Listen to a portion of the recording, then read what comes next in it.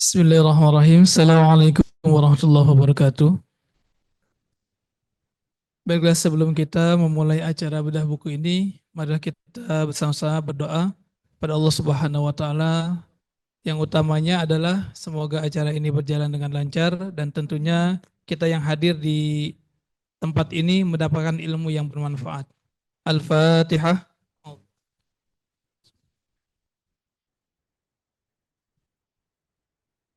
Astagfirullahaladzim, astagfirullahaladzim, astagfirullah. Allahumma salli ala sayyidina Muhammadin fil awwalin wal akhirin.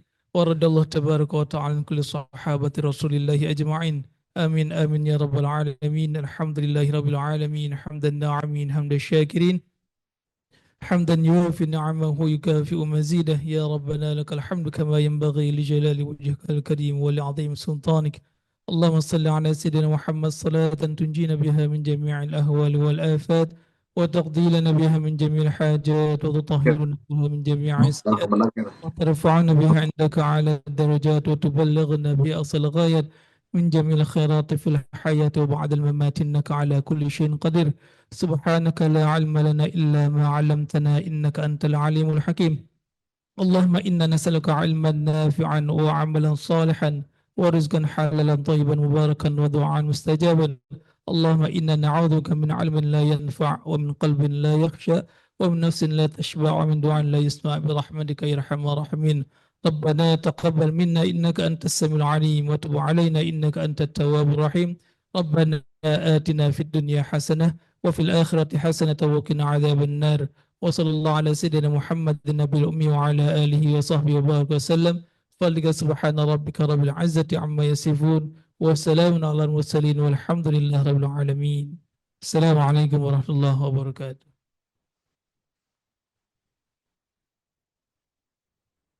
Terima kasih pada beliau Kiai Haji Ahmad Munawir atas doa yang telah dibacakan.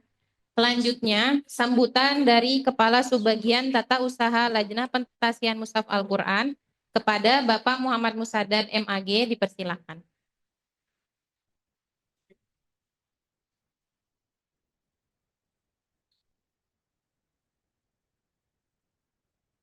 Udah nyari duduk. Bismillahirrahmanirrahim. Assalamualaikum warahmatullahi wabarakatuh. Alhamdulillah. Wassalatu wassalamu ala rasulillah wa ala alihi wa ashabihi wa mawala. Wa la hawla wa la quwata illa billah. Allahumma salli ala sayyidina Muhammadin wa ala alihi wa sahbihi wa man tabi'ahu ila yaumil qiyamah amma ba'd. Yang terhormat narasumber kita, Dr. Kiai Haji Fahrul Razi, moderator kita, Saudari Aska, ya panggilannya saya hafalnya Aska ya. Pustakawan, koordinator pustakawan Bu Nur Mustajabah, di sini ada para ketim, Pak Heri, pustakawan ahli Madian ya, Pak Yai Ahmad Munawar, Bu Revlita sebagai ketim kajian. Ini ada teman-teman lainnya, ada CF Pentase, ada CF PTQ, senior kita, Dr. Abdul Hakim Syukri, alhamdulillah yang beliau insya Allah istiqomah menghadiri, mengikuti. Alhamdulillah hari ini kita bisa kembali meramaikan dalam rangkaian, ini temanya bedah buku ya, bedah buku, tapi saya lihat bedah bukunya beliau, Dr. Fahrul Razi, yang beliau membedah ini sebenarnya diseminasi. Harusnya nanti temanya kalau boleh saya usul, misalkan Dr. Hakim gitu membedah, membedah bukunya Pak Dr. Fahrul Razi. Nah itu. Kalau beliau membedah sendiri nanti bias dan sebagainya. Berarti ini temanya diseminasi, pengenalan dan mungkin diskusi. Nah gitu ya. Tapi tetap dalam koridor utama bedah buku. Kami ucapkan terima kasih sebesar-besarnya teruntuk khususnya kepada Kepala Lajnah yang telah istilahnya memberikan kita akses, izin, dukungan dan sebagainya. Nah, sehingga acara ini bisa terselenggara dan tentunya kepada teman-teman pustakawan Bu Nur Mustajabah. Pustakawan ini ada Bu Nur Mustajabah, ada Pak Heri, ada Mbak Anita yang mengawal ya perpustakaan kita dan teman-teman lainnya yang membantu sehingga acara ini bisa terselenggara. Ya tentunya nanti narasumber-narasumber lainnya akan silih berganti dengan beberapa tema. Nah tentunya kegiatan ini sungguh bisa meramaikan, ya, meramaikan kembali ruang-ruang diskusi yang ada di LPMQ khususnya terkait tema-tema Al-Quran. Sebenarnya banyak sekali tema-tema yang nanti bisa bergantian dibahas ya. Ini kemarin alhamdulillah bulan kemarin sudah dibahas terkait Hamzah. Ini Hamzahnya ini bisa jadi disertasi. Ini sekarang menyoal terkait tanda wakaf. Ini tanda wakaf luar biasa. Ini full ya, MSI dan cetakan lainnya. Ini kalau dicetak full ini mungkin berapa halaman Pak Yerozi ini? Mungkin banyak sekali. Ini. Nah, itu bukunya.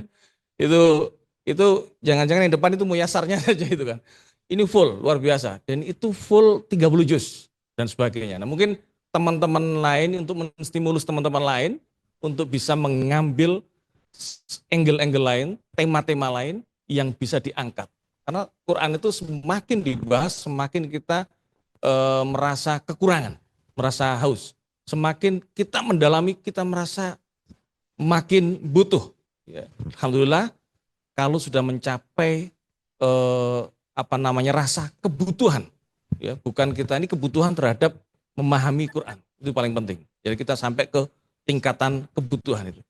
Sekali lagi kami ucapkan terima kasih dan mudah-mudahan kegiatan ini yang sekaligus meramaikan literasi di perpustakaan khususnya LPMQ yang sedang dalam penilaian akreditasi benar ya, akreditasi juga ini bisa istiqomah. Ya, yang penting itu istiqomah. Sedikit kecil istiqomah menjadi baik. Terus istiqomah dan teman-teman juga semangatnya istiqomah ini alhamdulillah sampai ke ruang yang paling ujung ini, masya Allah, alhamdulillah. Dan ini juga dibantu disiarkan dengan Zoom, ya mudah-mudahan bisa manfaatnya dirasakan oleh lebih banyak lagi pencinta-pencinta kajian Al-Quran. Mungkin itu yang bisa kami sampaikan. Mohon maaf atas kelonggaran. Mudah-mudahan kegiatan ini sukses dan kita mendapatkan keberkahan dari apa yang kita bahas dan kita kaji pada hari ini. Demikian. Astagfirullahaladzim dan Allah wa iyyakum ajmain. Assalamualaikum warahmatullahi wabarakatuh. Waalaikumsalam warahmatullahi wabarakatuh. Terima kasih Bapak Musadat atas sambutannya. Kemudian kita sudah sampai kepada acara utama, yaitu bedah buku menyoal tanda wakaf, mushaf standar Indonesia dan mushaf Al-Quran cetak di dunia. Sebelumnya saya ingin menyapa sahabat Al-Quran yang hadir melalui Zoom. Alhamdulillah saat ini bersama kita ada 132 peserta. Tepuk tangan untuk menyemangati. Ya, terima kasih atas kehadirannya teman-teman sahabat Al-Quran melalui Zoom. Semoga kita semua dapat mengambil manfaat dari pembahasan kita pada pagi hari ini. Selanjutnya sebelum ke sesi beliau, narasumber kita, saya ingin memaparkan terlebih dahulu buku yang akan kita bahas pada pagi hari ini.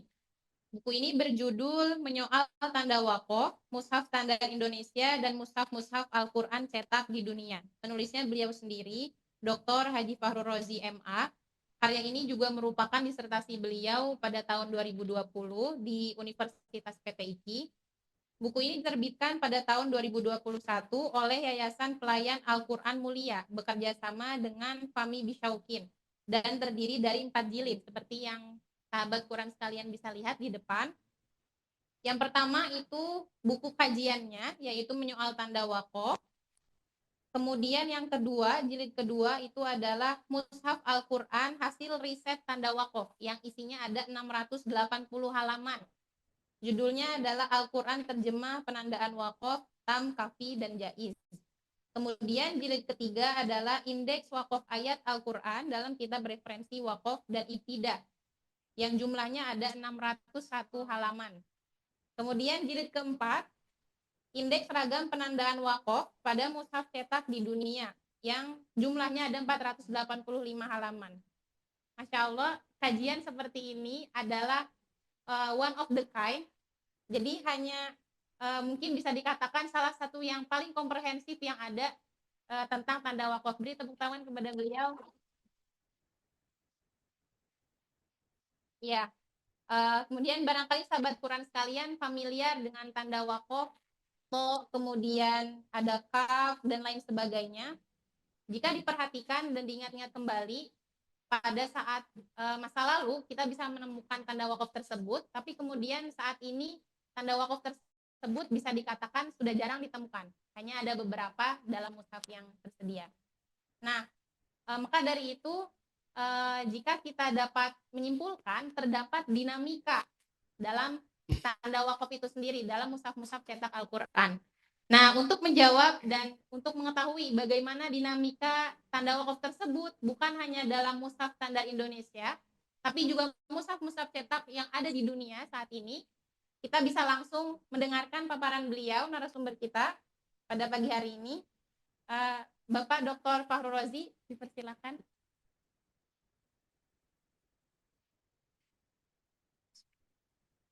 Assalamualaikum warahmatullahi wabarakatuh.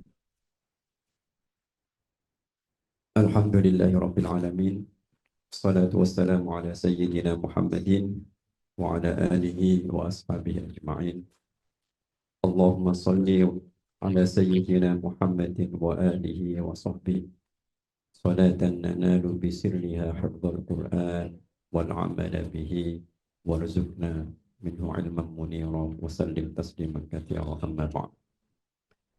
Yang sama-sama kita hormati Bapak Kepala Lajnah Tasyihan Mushaf Al-Quran, Bapak Dr. Kiai Haji Abdul Aziz Siddiq, MA, Bapak Kasubag, Ketua Tim dan seluruh pegawai Lajnah Pentasyihan Mushaf Al-Quran yang hari ini hadir.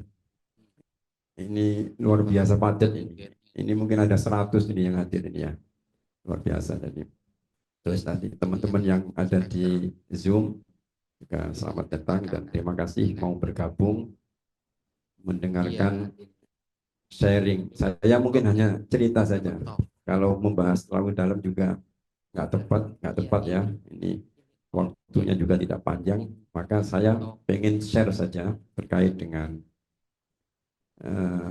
karya ini gitu ya. Secara umum.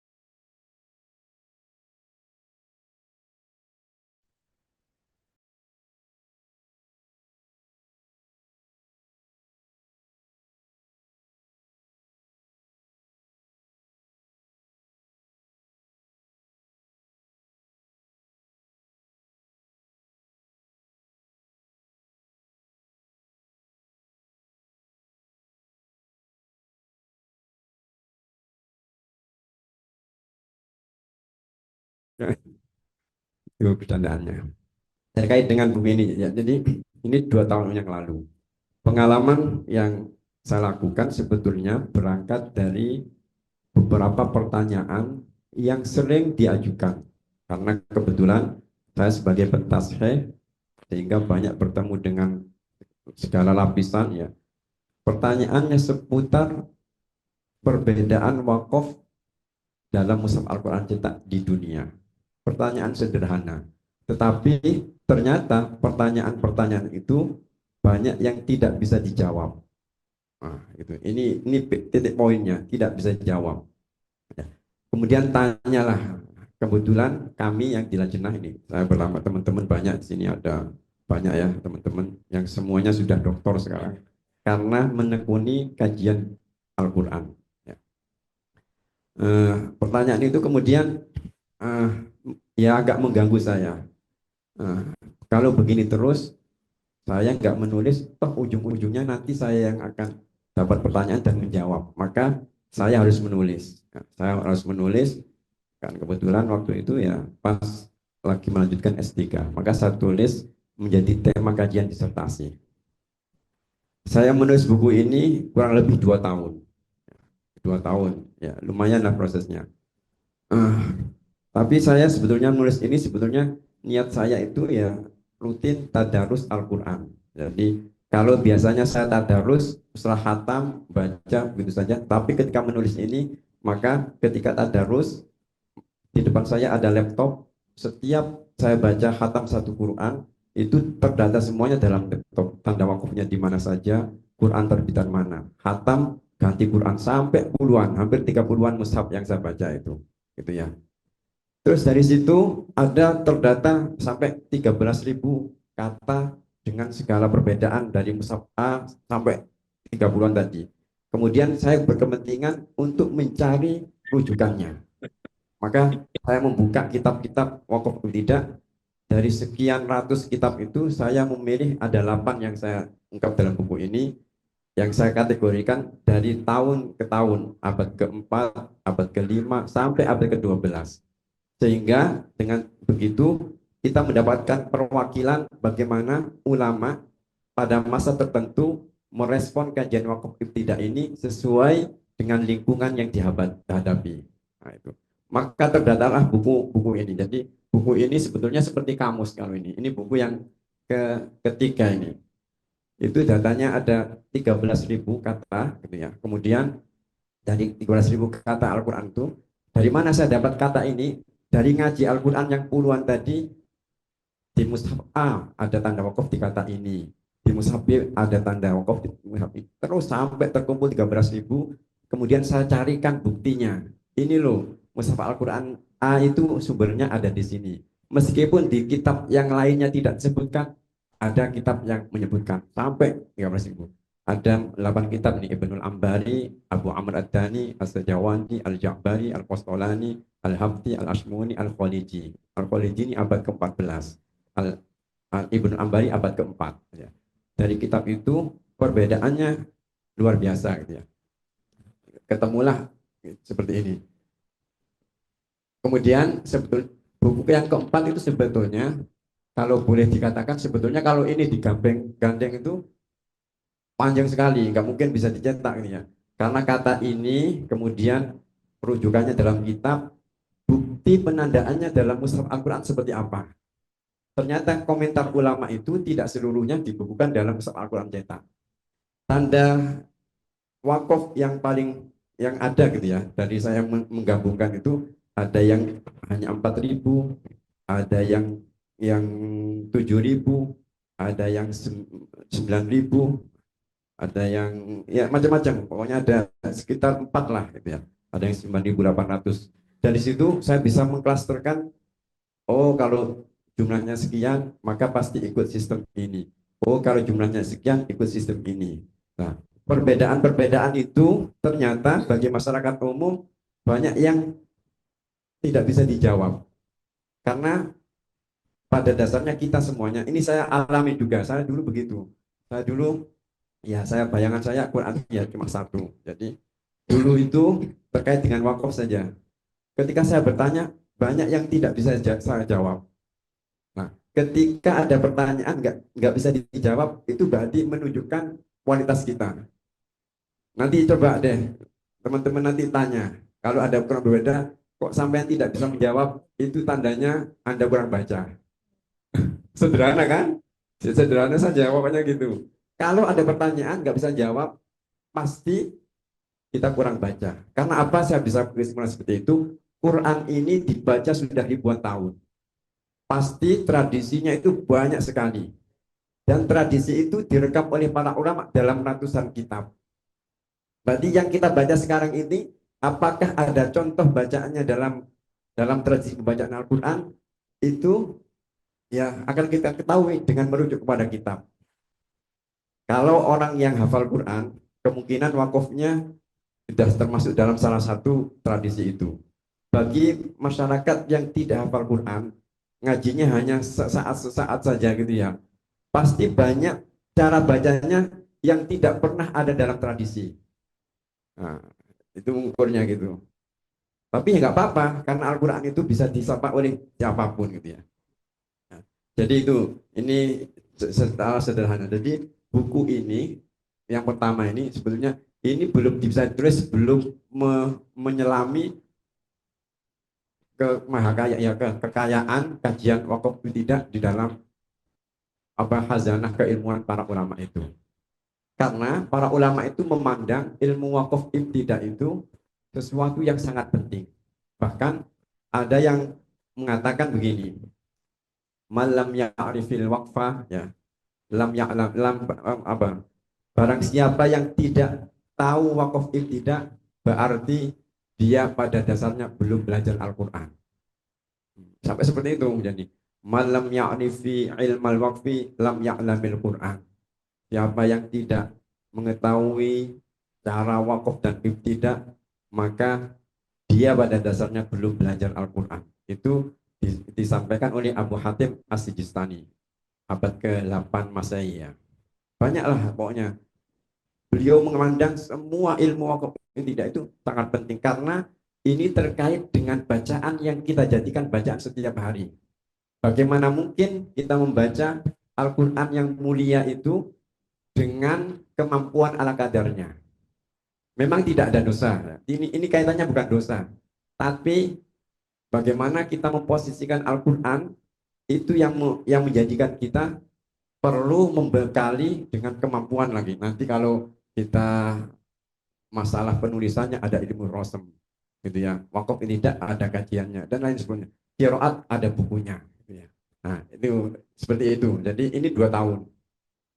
Kemudian karena nggak tahu ya, saya ini mungkin karena interaksi dengan Al-Quran itu lumayan intens lah gitu ya, sehingga saya punya pengalaman banyak. Setelah 2001 ini selesai, lalu saya pengen apa lagi. Nah ini di slide silakan ditampilkan. Ini hanya informasi saja. Slide.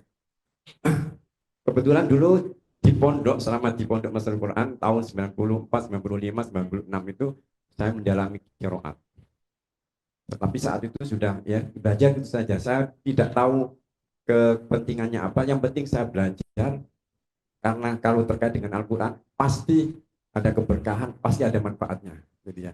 Terus kemudian ketika di lajnah setelah selesai ini, maka saya membuat catatan lah apa yang saya pelajari di pondok Madrasatul Quran Terbirung dulu itu saya tulis sambil ya menghafal kitab-kitab yang lainnya. Dan ini pengalaman, ini pesan saya untuk teman-teman pentasih ini. Di sini nih yang hadir ini para hafid Al-Quran. Ya. Mudah-mudahan yang lainnya yang di Zoom ini pasti juga banyak teman-teman yang ada di GGH, yang semuanya juga ada. Gitu. Kalau kita sudah hafal Quran itu kadang-kadang tidak pernah melatih hafalan. Ya. Padahal hafalan itu harus dilatih. Ya, biar terasah terus. Saya pengalaman ketika sudah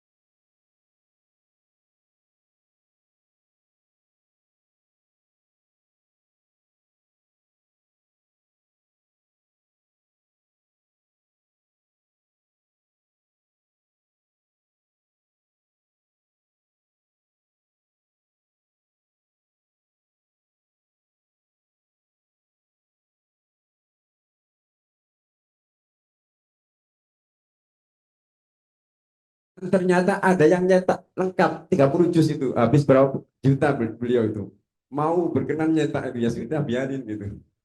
Nah, itu ya ini informasi saja. Kemudian kita masuk ke wakaf ibtidah ini ya. Wakaf ibtidah itu sebetulnya kalau kita mau melihat kajian Al-Quran secara umum bisa diklasterkan menjadi 3 lah. Masalah penulisan nanti ada ilmunya rostem, termasuk kemarin yang kita bahas Hamzah itu di penulisannya saja. Saya ya, dengan buku-buku yang saya tulis ini semua hanya di masalah pembacaan Al-Quran ya, wakaf tidak terkait dengan bacaan. Kitab qiraat yang dua set tadi ada 2 judul tadi terkait dengan bacaan juga, termasuk tadi saya ke sini nih bawa ini qiraat juga, dan saya sudah mensarahin ini juga ada 500 halaman. Dan mudah-mudahan saya diberikan diberikan itulah sama Allah kesempatan untuk bisa terus mendalami di Al-Quran ini. Itu hanya di satu cabang saja, belum nanti ke penafsiran. Itu tugasnya teman-teman yang lainnya ya. Kemudian saya bisa juga nanti terus pokoknya Al-Quran.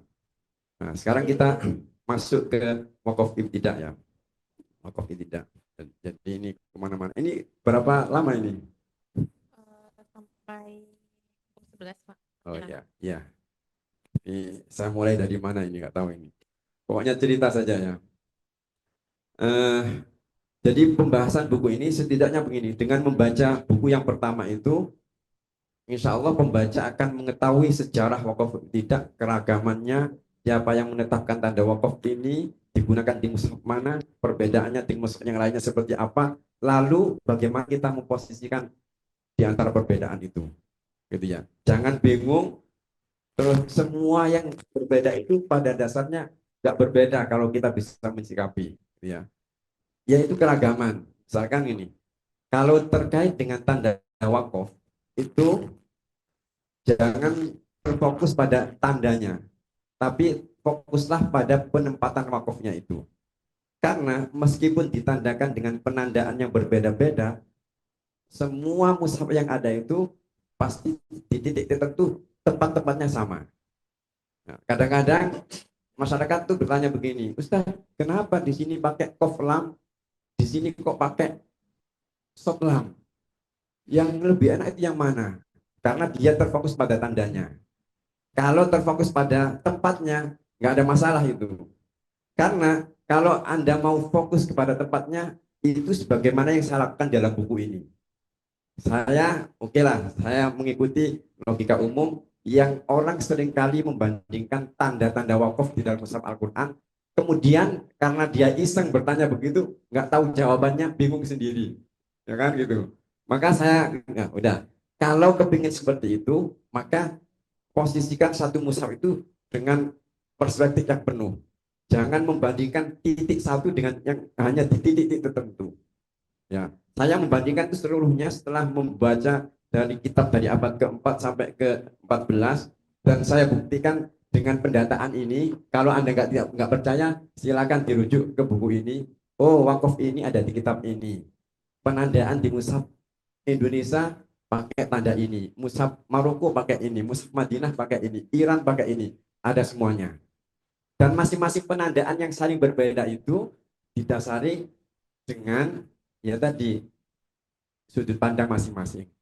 Termasuk setelah itu saya terpaksa membuat Quran ini dengan penandaan yang saya tetapkan tersendiri. Ini tanda wakafnya ini ada 11.011. Saya tidak merujuk karena pembacaan yang sudah ada itu, sistem-sistem yang ada itu, ya namanya karya manusia pasti ada kelemahan. Tapi itu keragaman, jadi nggak salah, gitu ya. Tetapi setelah membaca itu, boleh dong kita memilih. Ini ilmu kajian yang sifatnya ijtihadi, gitu ya. Maka saya kembangkan, coba kalau saya menetapkan tanda ini untuk kata-kata yang punya klasifikasi seperti ini, nanti ketemunya seperti apa? Maka dalam buku ini saya menempuh itu.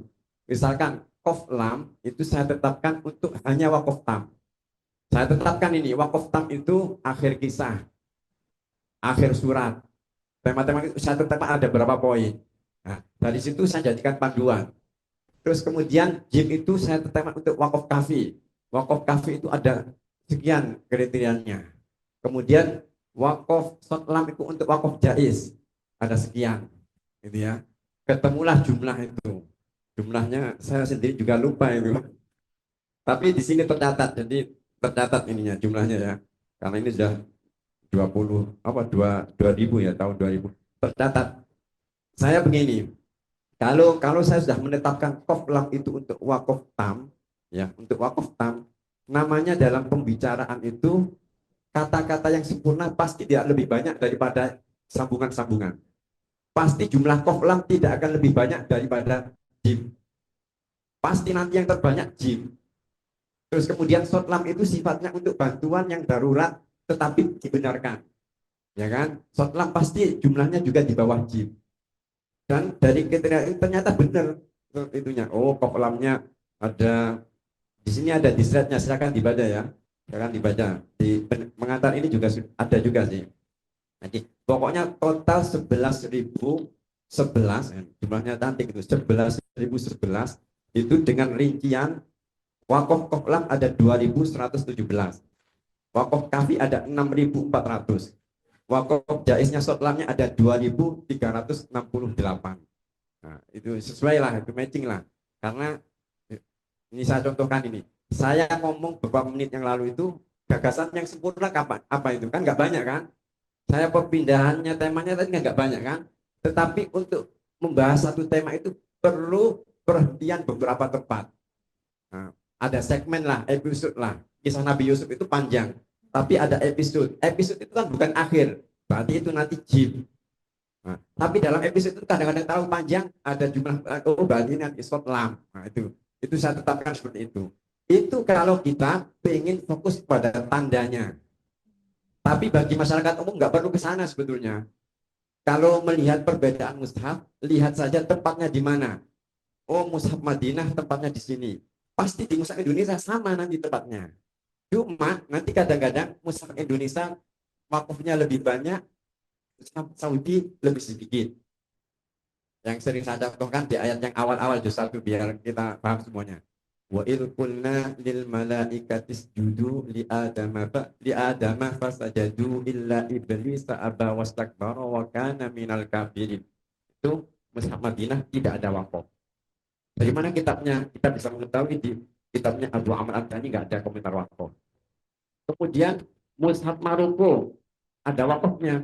Wa idh qulna lil malaikati isjudu li adama fasajadu. Wakaf di fasajadu. Illa iblis aba wastakbara wa kana minal kafirin. Satu tempat. Apakah ada kitabnya? Ada kitabnya. Al-Habib menyebut wakaf di situ. Tapi orang Indonesia wakaf ini nggak populer karena istisnanya ditinggal. Ya kan? Istisnanya ditinggal. Tapi secara kaidah itu bisa dihindarkan. Kemudian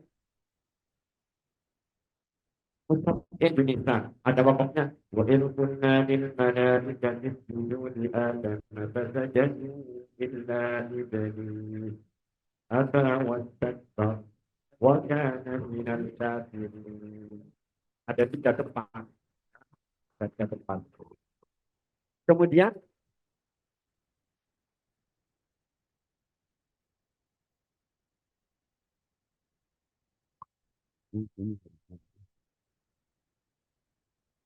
Kemudian kalau kita mau membahas lagi, ini pembahasannya agak ya melebar, terserah nanti teman-teman mau bertanya, silakan. Kemudian begini, ada pertanyaan lain yang sering diajukan ke saya begini nih.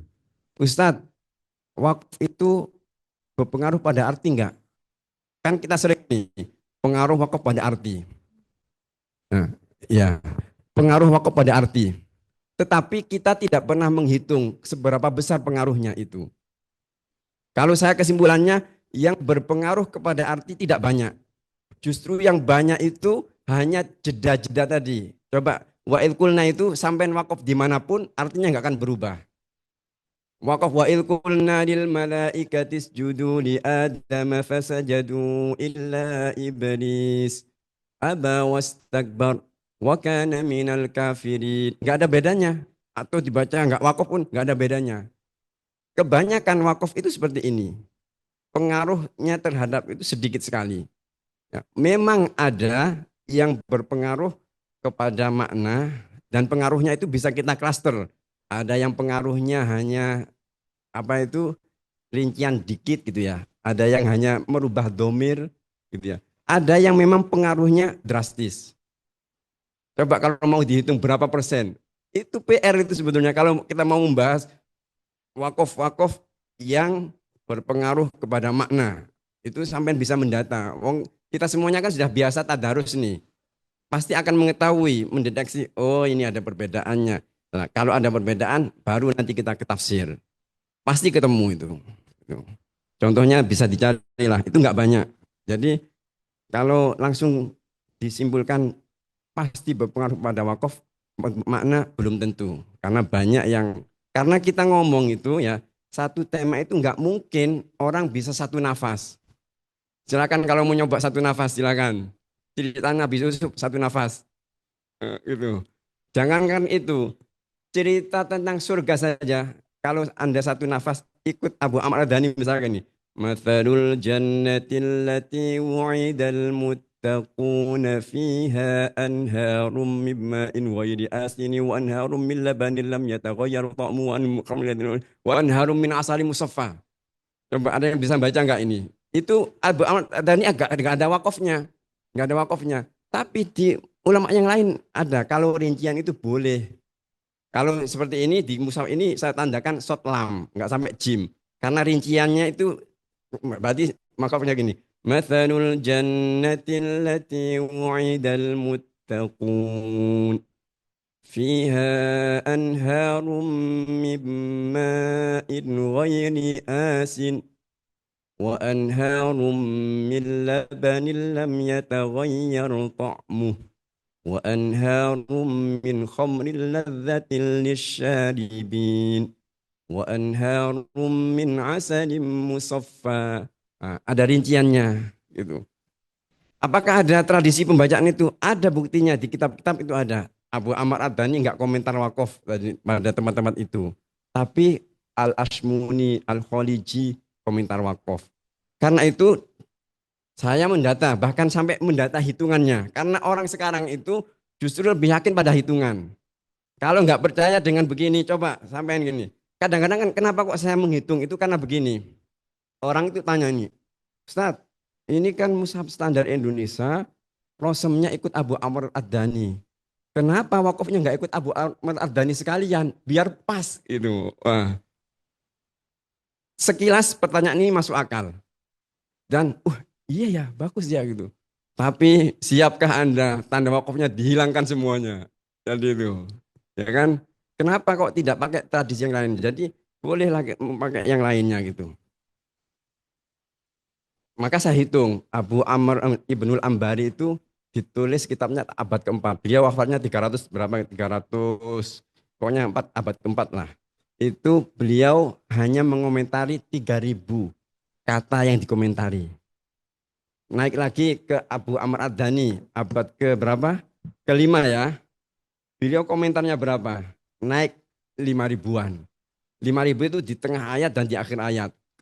Terus nanti sampai Al-Khaliji itu 11.000. Al-Ashmuni 12.000 yang dikomentari. Coba bayangkan, kalau kita menganjurkan pakai kitabnya Abu Amr Ad-Dhani saja, pasti sudah nggak cukup untuk tanda wakaf mushaf sekarang. Mushaf sekarang ini, mushaf yang hanya di tengah ayat, tanda wakafnya ada 4.000. Itu yang ditempuh mushaf Mesir, mushaf Madinah, hanya fokus di tengah ayat. Sementara Abu Amr Ad-Dhani itu 4.000 di tengah ayat dan di akhir ayat. Berarti banyak yang tidak dikomentari oleh beliau. Ya kan? Sudah nggak cukup untuk membaca mushaf Madinah, nggak cukup. Apalagi nanti membaca mushaf Maroko yang jumlah wakafnya 9.800. Kan? Udah nggak cukup. Ini kok nggak ada kitabnya? Gitu. Berarti kita yang belum membaca. Itunya. Dengan membaca itu, saya membuktikan dari, saya wakilkan berapa? 6 kitab tadi ya, 6 kitab ya. Itu 100% tanda wakaf Al-Quran di seluruh dunia itu ada rujukannya masing-masing. Sehingga jangan cepat-cepat berkesimpulan. Karena apa yang sudah dibukukan para ulama dalam mushaf Al-Quran dengan ragam perbedaannya itu semua sudah dipertimbangkan dalam banyak aspek. Anda nggak perlu terlalu khawatir lah gitu ya. Nggak terlalu khawatir. Pertanyaan yang sering lagi, ini sering saya ulang-ulang karena memang ini nggak tahu kok. Bagi orang itu kok ya menarik gitu lah. Pertanyaan yang ayat Al-Baqarah 100 berapa itu? Yang waqalu takhadallahu waladan subhanah itu ya sering saya ulangkan ini sampai sudah paham semuanya itu. Waqalu takhadallahu waladan subhanah idza qada amran fa innama yakunu lahu kun fayakun.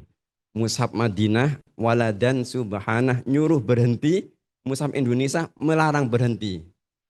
Nah, saya pernah mengikuti di Facebook, di YouTube itu ada satu komentar yang miris menurut saya. Karena ujung-ujungnya itu nyalah-nyalain dan sampai ke akidah, syirik-syirik apa gitulah. Ini gara-gara saya membaca mushaf Indonesia dilarang berhenti. Padahal yang benar itu berhenti. Nih contohnya Imam Masjidil Haram berhenti. Wa qalu ittakhadallahu walada. Wa qalu ittakhadallahu walada. Berhenti. Subhanah. Di mushaf Indonesia dilarang berhenti. Nah, itu sudah masuk ke akidah karena tadi basicnya nggak mencukupi, dia menerimanya sepotong-potong. Nah, tugas yang tahu ya harus menjelaskan. Saya menjelaskan gini, iya itu nampaknya berbeda, tapi kalau kita paham itu nggak berbeda sebetulnya. Kenapa kok nggak berbeda?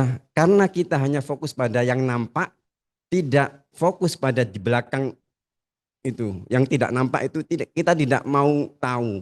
Seakan-akan yang melarang berhenti itu salah saja gitu.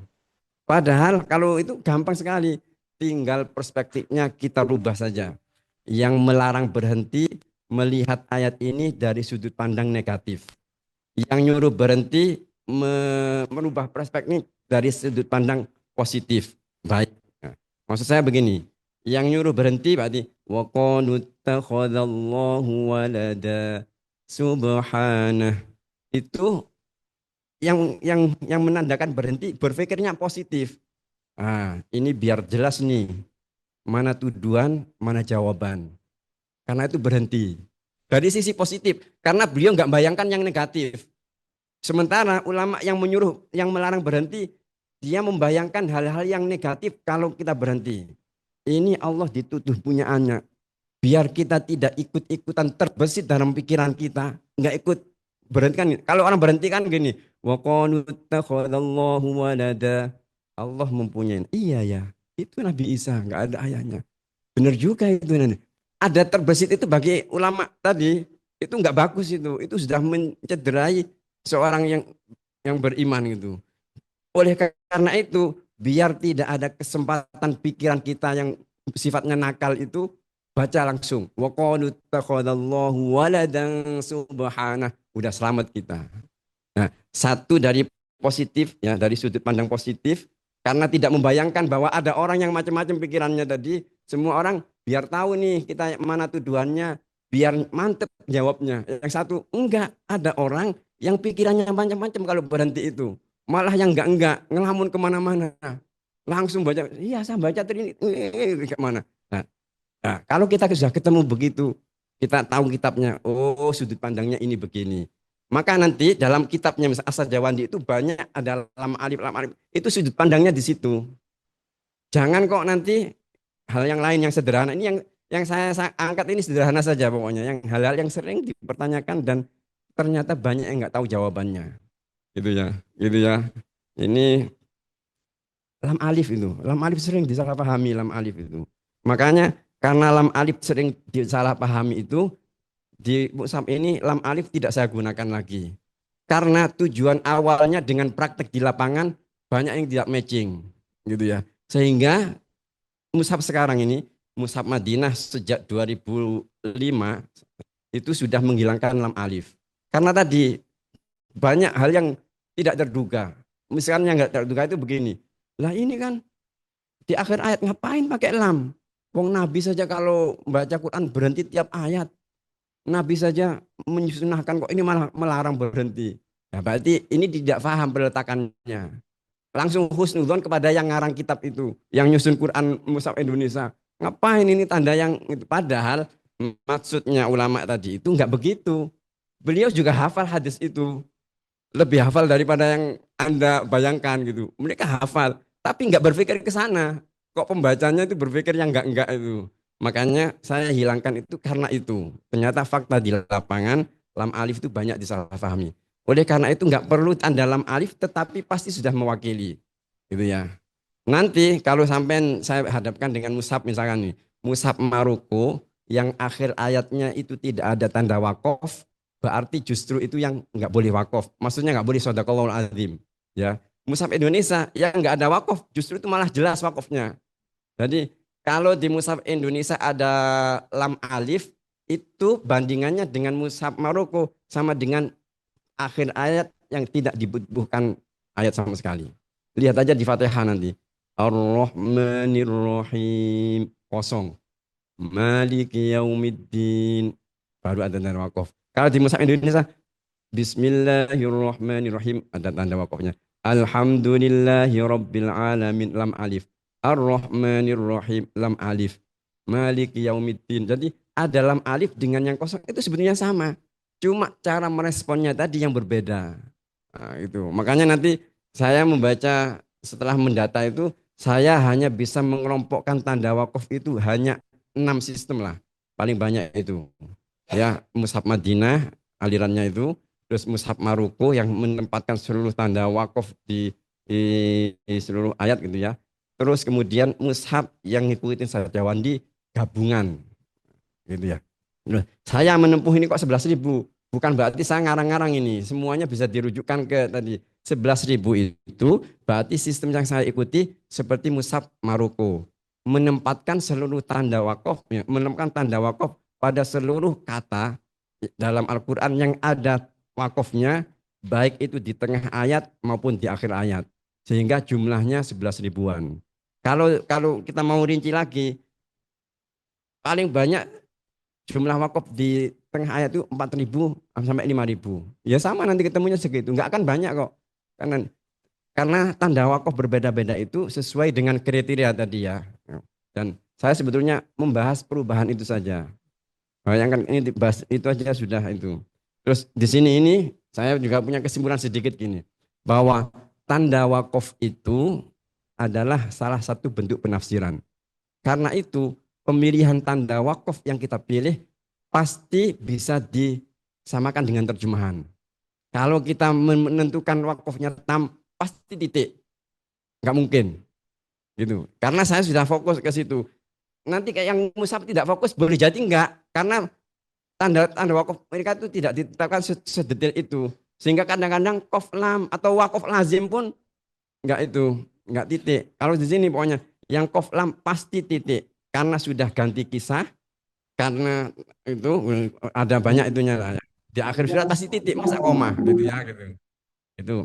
Kemudian kalau yang jim kadang titik, tergantung kuat dan tidak kuatnya kaitan kalimat itu dengan sebelumnya. Kalau itu segmen berarti titik. Tapi kalau hanya perpindahan itu mungkin bisa koma. Kalau yang short lam bisa jadi tidak ditandakan dalam penerjemahan, bisa jadi maksimal koma. Nah, seperti itu. Jadi nggak ada pertentangan. Kalau sudah dipilih qaf lam pasti tam. Nah, sekarang begini, ini saya kan wakaf itu sebetulnya ada 3 nih. Ini agak melebar lagi. Tapi di mushaf sekarang ini ada wakaf lazim.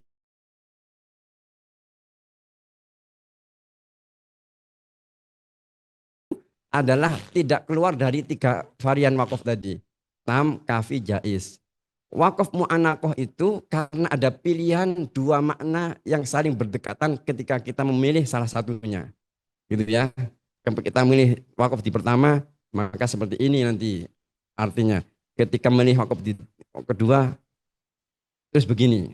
Terus saya iseng tanya lagi, apakah memang benar bahwa wakaf mu'anakoh itu harus berhenti pada salah satunya? Kalau saya berhenti pada dua-duanya, boleh enggak?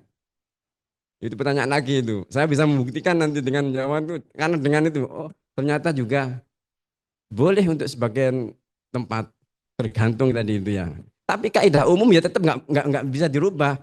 Kaidah umum itu wakaf mu'anakoh, pilihlah pada salah satu, jangan pada kedua-duanya. Itu kaidah umum yang harus disampaikan. Tapi tetap ada kecualian nanti. Kecualian di mana nanti ada ayat-ayatnya gitu ya. Terus wakaf lazim itu wakaf penekanan khusus. Ya. Penekanan khusus, namanya penekanan khusus, maka tergantung pada perspektif ulama. Kenapa saya penting menekankan ini? Karena banyak orang yang bertanya begini, wakaf lazim di mushaf standar Indonesia itu ada 86. Madinah 20. Yang lebih tepat Madinah ini 20. Wah, ujung-ujungnya begitu terus. Ya nggak bisa begitu. Karena ini perspektif orang, maka perspektif orang itu tidak bisa sama. Saya menangkap kesan ayat ini harus ditambahkan penekanan ini. Kalau tidak begini, kalau tidak begini, ya itu. Maka untuk menentukan kalau tidak, itu pasti berbeda-beda. ada yang kesan itu ditangkap oleh seluruh ulama, maka seluruh mushaf Al-Quran menandakan dengan wakaf lazim. Misalkan yang disepakati itu wala yahzunka qauluhum innal izzata lillahi jami'a. Janganlah menjadikan kamu bersedih terhadap ucapan mereka. Lazim ini. Karena kalau diteruskan bahaya ini. Nah, itu semua kesan tertangkap itu karena sudah refleks itu. Ya kan? Kalau seandainya teruskan kan begini, wala yahzunka qauluhum innal izzata lillahi jami'a. Seakan-akan innal izzata itu adalah ucapan orang-orang kafir tadi. Padahal innal izzata itu jawaban Allah. Nabi Muhammad, engkau jangan bersedih dengan omongan yang ngaco itu dari orang-orang kafir itu. Kenapa? Karena innal izzata lillahi jami'a. Sehingga para ulama perlu memberikan penekanan khusus dengan wakaf lazim agar tidak disalahartikan ayat itu. Nah, itu yang sifatnya diterima orang. Kalau di akhir ayat misalkan, kalau di akhir ayat ini ya, karena tidak seluruh ulama menetapkan wakaf di akhir ayat. Kalau seandainya yang menetapkan di akhir ayat, seperti ayat ini, Innallaha syadidul iqabi lil fuqara'il ladzina uhsiru. Sesungguhnya Allah sangat keras siksanya untuk orang-orang fakir. Wah itu kan begitu nanti. Maka itu wakaf lazim. Nah, jadi yang disepakati pasti nanti akan punya kesan yang sama. Tapi yang samar-samar itulah yang membedakan nanti jumlahnya ada 20, ada 30, ada 86. Maka jumlah yang berbeda-beda itu tidak ada yang salah. Tergantung kita mau tidak merujuk kepada siapa yang berpendapat seperti ini. Oh argumennya seperti ini. As-Sajawandi itu wala ajrul akhirati akbar lau kanu ya'lamun. Lau itu dikasih wakaf lazim. Kenapa? Karena ini loh, kalau nggak kasih wakaf lazim seakan-akan hanya ketika orang tahu saja si akhirat itu keras. Yang lainnya wah nggak perlu ini, wakaf biasa aja cukup. Nggak sampai orang bumi. Nah, itu kesan dan kesan itu tidak bisa dipaksakan. Jadi kalau membahas wakaf lazim itu jangan ke jumlahnya, lebih kepada kenapa kok jumlah ini sekian munculnya, apa argumentasinya, ketakutannya apa, gitu ya. Kalau potensi ketakutan berarti benar. Kita tidak sepakat, ya itu urusan lain. Karena untuk menjadikan orang sepakat itu nggak mungkin, gitu ya. Maka mushaf ini adalah pilihan, gitu ya, pilihan yang salah dan boleh jadi pilihan saya tidak cocok dengan Anda, silakan. Tapi itulah pilihan setelah membaca itu ada pilihan sehingga mushaf ini dan ini ya saya nggak itu ya ini hanya itu aja kajian ada saya nyetak buku ini nggak banyak dulu yang ini ada 500 sekarang sudah nggak ada jadi kalau ada yang mau tanya beli di mana sudah nggak ada silakan filenya sudah ada di link baca sendiri pakai PDF gitu ya monggo silakan dan kitab-kitab seperti ini nggak terlalu dibutuhkan kecuali bagi guru-guru Al-Quran. Nah, sekarang ini untuk mengukur kita, kalau kita bertanya kok nggak bisa menjawab terkait dengan ilmu wakaf tidak saja. Ini berarti kita perlu banyak belajar lagi. Ya, itu intinya. Ya, saya nggak ingin membahas karena ada teori-teori. Kenapa kok saya bisa itu? Ada teori. Saya dulu karena di Jogja membaca Ferdinand di Saussure. Oh ini bisa teori tanda ini. Oh tanda ini begini-begini. Akibatnya kalau dirubah di sini begini. Itu ada di buku ini. Tetapi itu sebetulnya ya penting tapi nggak terlalu itulah. Tanpa itu pun sebenarnya bisa. Tapi namanya buku disertasi itu harus ada teori itu sehingga saya kok ya pas ketemu Ferdinand de Saussure itu gitu ya. Jadi dengan pembacaan itu orang semakin yakin. Silakan nanti dilihat. Mungkin itu cerita yang ke kanan ke kiri nggak tahu ini cocok atau enggak. Silakan di respon masing-masing dan ya mudah-mudahan lah ada itunya manfaatnya. Terima kasih. Beri aplaus dulu untuk beliau. Ya, menarik sekali bagaimana hanya dengan tanda wakaf yang kadang kita tidak notice, tidak memperhatikan, tapi beliau bisa membahas dengan sangat detail bagaimana perbedaan para ulama tentang penempatan wakafnya tersebut dan lain sebagainya yang sangat mendalam. Bersama kita juga sudah ada peserta Zoom yang jumlahnya 262, sangat banyak. Saya sangat mengapresiasi bagi sahabat Al-Quran yang sudah hadir dalam forum ini. Semoga ilmunya bermanfaat. Kemudian seperti yang sudah dikatakan beliau tadi, buku ini hanya ada dalam versi e-book, kemudian nanti akan dibagikan oleh teman-teman panitia. Jadi sahabat Al-Quran yang mengikuti lewat Zoom tidak usah khawatir, pasti akan di-share. Selanjutnya mungkin sesi pertanyaan. Saya akan membuka 2 sesi terlebih dahulu.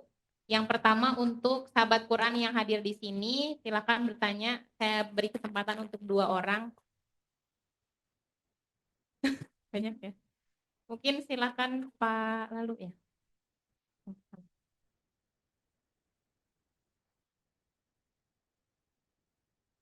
Duduk atau berdiri? Oh, baik. Assalamualaikum Kiai atas kesempatan yang diberikan. Pertanyaan saya hanya ingin memastikan hasil ringkasan saya dari materi Kiai saja sih. Dari yang saya pahami dari pemaparan Kiai bahwa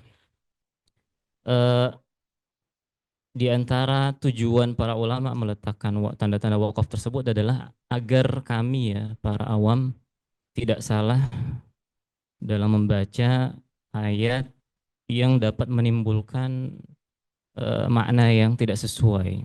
Maka dari situ kesimpulannya adalah ketika kami misalkan sudah memahami maknanya yang benar, maka kita tidak perlu melazimkan diri untuk mengikuti wakaf tersebut seperti yang tadi Kiai baca misalkan wala yahzunka qauluhum innal izzata lillahi jami'a. Bagi orang-orang yang sudah mengetahui maknanya dan tidak dikhawatirkan akan memahami bahwasannya itu perkataan mereka, bahwasannya mereka mengakui keizahan Allah akan menimbulkan ta'arudul ma'na, maka tidak wajib bagi kita yang memahami makna yang benar tersebut untuk mengikuti wakaf tersebut. Bagaimana Kiai? Apakah kesimpulan yang saya tulis ini benar atau bagaimana? Terima kasih, itu saja. Assalamualaikum warahmatullahi wabarakatuh. Silakan yang lain. Baik, mungkin satu penanya lagi. Silakan. Ya, Assalamualaikum warahmatullahi wabarakatuh. Terima kasih kesempatannya. Izin memperkenalkan diri, saya Hakiki dari PT IKI. Mau ngaku PT IKI tapi kok ngerasa memang bukan pencinta Al-Quran gitu ya. Tapi mudah-mudahan dengan nempelnya saya ke PT IKI ada cepratan keberkahan Al-Quran. Ya, terima kasih sebelumnya pakai atas materi yang disampaikan. Mungkin pertanyaan saya ini berangkat dari ketidak banyak membaca, sehingga ada beberapa yang saya ingin sampaikan. Yang pertama, saya sedikit membaca tulisan-tulisan website di LPMK, salah satunya mengenai Mushaf Standar Indonesia, di mana di sana menerangkan bahwa terkait wakaf, pihak LPMK itu menggunakan 2 rujukan, Khalaf Al-Husaini dengan Asa Jawandi. Mungkin yang ingin saya tanyakan, apa latar belakang LPMK menggunakan 2 rujukan ini? Kenapa tidak salah satu daripada ulama kedua yang tadi saya sebutkan? Kedua, saya juga sudah membaca sekilas disertasi Pak Kiai ya seputar wakaf. Nah,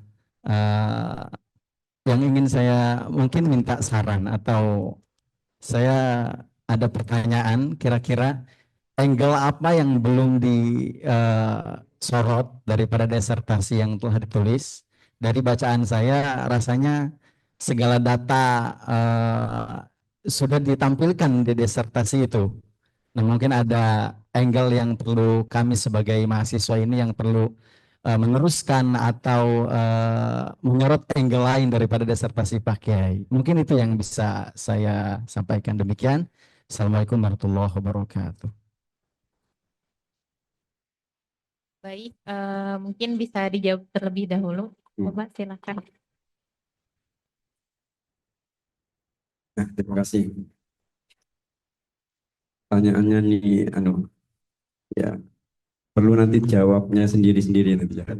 Saya hanya ini perspektif saya saja. Boleh jadi yang saya sampaikan juga nggak terlalu tepat ya. Tapi yang pertama begini, tadi memang apa dalam apa itu yang disampaikan oleh Imam Ibnu Jazari bahwa apa itu bahwa apa tidak ada wakaf yang wajib di dalam Al-Quran kecuali wakaf-wakaf yang punya sebab. Ulama ternyata bukan fokus pada tidak wajibnya, tapi mencari sebab-sebabnya. Sehingga lahirlah ratusan kitab itu. Ya, ratusan kitab itu lahir. Kalau kita menurut pendapat ulama yang longgar, kita itu baca Quran, meskipun bacaan kita artinya seakan-akan salah, wong Al-Quran itu sudah ada maknanya sejak diturunkan. Maka bacaan kita nggak akan berarti. Nggak, misalkan ini, Innallaha la yahdil qaumal kafirin. Itu bagi ulama yang itu yang nggak berubah. Allah itu nggak memberi petunjuk pada orang ini. Tapi bagi yang agak mempersalahkan itu malah wakaf di sini haram. Haramnya dalam arti bukan dosa loh ya. Ini dalam arti kesempurnaan bacaan kita. Karena ada potensi orang yang tidak tahu itu langsung Innallaha la yahdi, sesungguhnya Allah tidak memberi petunjuk. Udah berhenti gitu aja. Wah ini bahaya ini ya. Banyak ulama yang wakaf kaum seperti ini, wakafnya jatuhnya akbah, sangat kopih gitu ya. Nah, termasuk seperti itu. Apakah kalau tidak menuruti dosa atau enggak? Ya enggak dosa, enggak. Tetapi begini, dalam wakaf itu kita juga harus tahu momen di mana kita membaca. Kalau seandainya sampai baca sendiri, wala yahzunka qawluhum innal izzata lillahi jami'an huwas sami'ul 'alim. Terus sampai 10 ayat enggak itu enggak masalah. Tetapi ketika Anda baca dalam momen tertentu, misalkan musabaqah nih, maka tanggung risikonya sendiri. Pasti nilai Anda akan banyak dikurangi. Dikurangi bukan karena salah, karena Anda nggak tepat menerapkan itu. Itu ya. Ada pernah itu kejadian. Itu wakaf lazim. Yang satunya nggak wakaf, satunya wakaf. Seharusnya secara penilaian yang nggak wakaf ini yang bagus. Harusnya juara. Semua kiai menjuarakan ini. Satu kiai enggak. Saya tidak sepakat kalau ini. Ini kedua. Gitu. Akhirnya jadilah dia kedua. Apa argumennya? Karena dia wakaf lazim tidak berhenti. Apa definisi wakaf lazim? Wakaf lazim itu wakaf yang harus berhenti. Secara kaidah menang kiai yang satu ini tadi, yang lainnya ya kita nggak bisa itu, akhirnya kalah. Jadi kita tahu momen di mana kita membaca, itu aja. Silahkan, nggak wajib mengikuti. Contohnya begini, ini mushaf ini yang saya tulis itu kan banyak wakaf yang saya masukkan ke antara itu karena kalau kita mau ideal ya nggak akan sampai ke ayat, justru ayat itu artinya nggak bagus, maka saya beri short lam rata-rata. Dan itu kan mushaf ini saya gunakan untuk kitab mufassal muyassar, daripada nggak digunakan kan bisa ditulis, saya gunakan kitab yang saya tulis mushaf Al-Quran yang merujuk ke sini. Jadi jangan bertanya nanti wakafnya kok beda. Ya karena ini kajian itu saja. Yang short lam itu banyak di apa di itu ya. Kemarin kita sedang setoran ini. Walladzi ja'ala lakumul arda firasyan was samaa'a binaa'a. Short lam. Wa anzala minas samaa'i maa'an fa akhraja bihi minats thamarati rizqan lakum. Short lam. Fala taj'alu lillahi andada wa antum ta'lamun. Sementara mushaf pada umumnya itu was samaa'a binaa'a itu nggak ada tanda wakafnya, ataupun kalau ada lam alif gitu ya. Jadi itu saja. Pembaca yang sudah punya memori karena sudah hafal Quran itu nggak mau wakaf di setelah. Nah, saya baru mengomentari kalau wakafnya nggak tepat. Misalkan gini, walladzi ja'ala lakumul arda firasyan was samaa'a binaa'an wa anzala. Misalnya nih, kenapa kamu kok berat kok terus? Kan ada short lam ini. Short lam itu artinya Wakaf yang sudah boleh berhenti dan secara arti nggak salah. Lebih baik berhenti kalau nggak kuat. Kalau memang kuat, lanjutkan sampai tanda wakaf berikutnya. Berarti walladzi ja'ala lakumul arda firasyan was samaa'a binaa'an wa anzala minas samaa'i maa'an fa akhraja bihi minats thamarati rizqan lakum.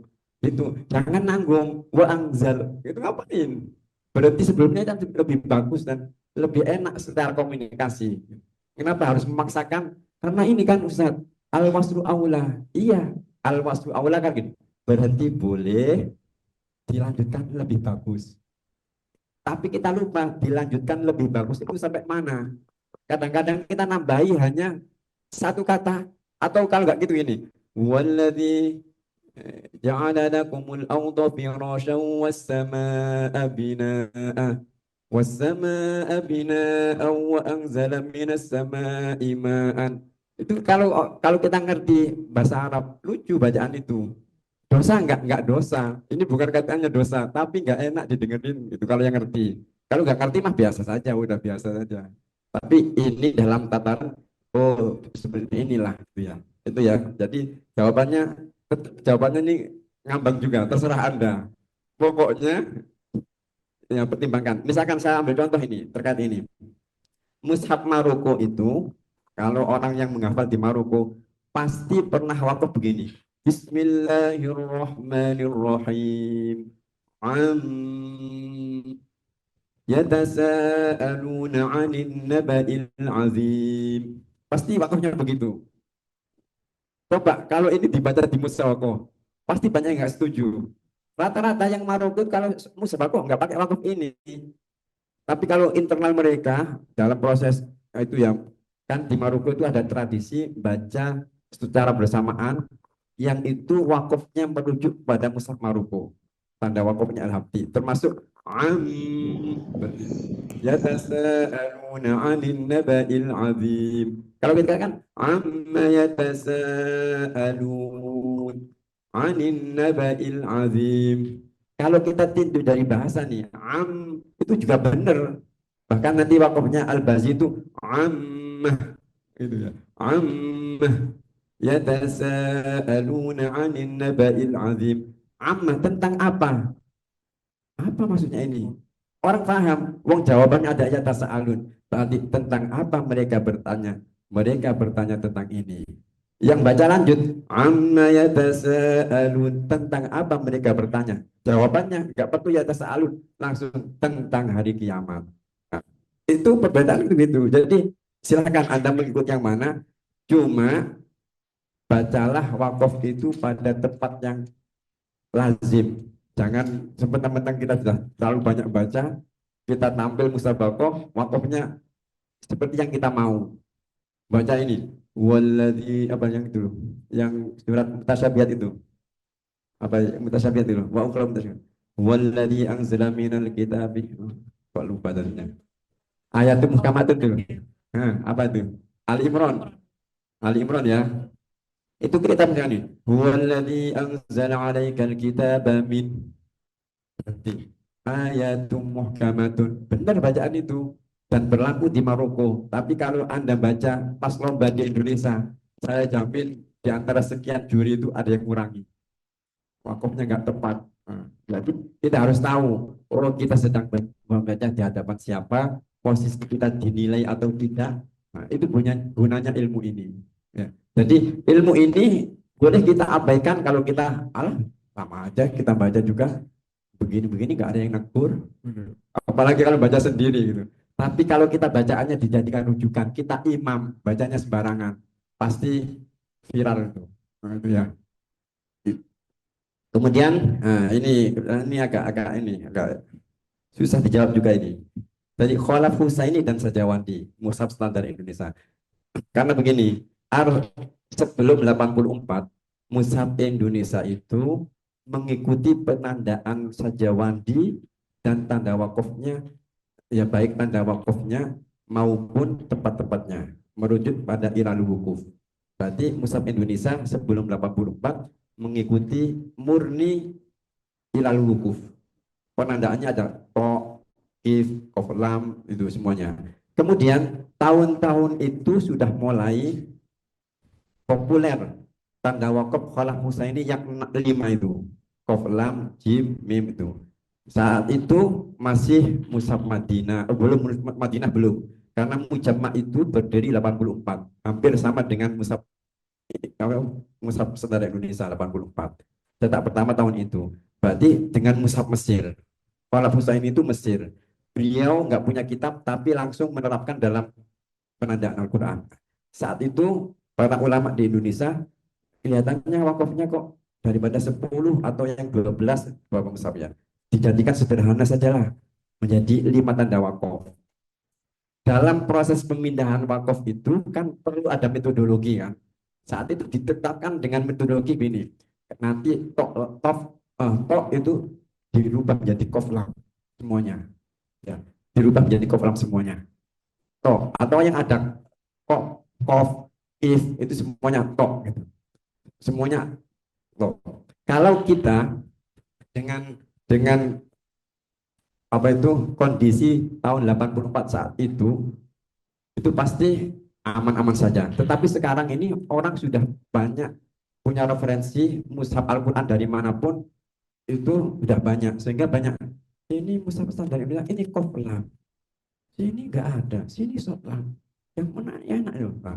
Kalau kita sudah masuk ke sana, harusnya kita menempuh ini. Kalau saya gini, kondisi mushaf standar Indonesia itu sesuai dengan ijtihad itu sesuai dengan lingkungan saat itu.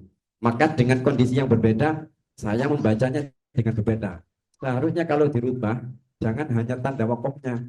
Kriteria kof lam itu seperti apa? Saya kan maksudnya di situ. Jadi disertasi saya itu intinya melihat perubahan dari tanda wakaf yang asalnya ada 10 disederhanakan menjadi 5. Masalah enggak kalau dengan kondisi sekarang ini?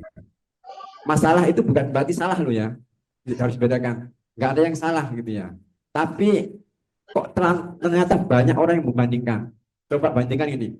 Nih, yang itu. Wala tuham Rabbana wala tuhammilna ma la taqata lana bih wa'fu 'anna qaflam waghfir lana qaflam warhamna qaflam.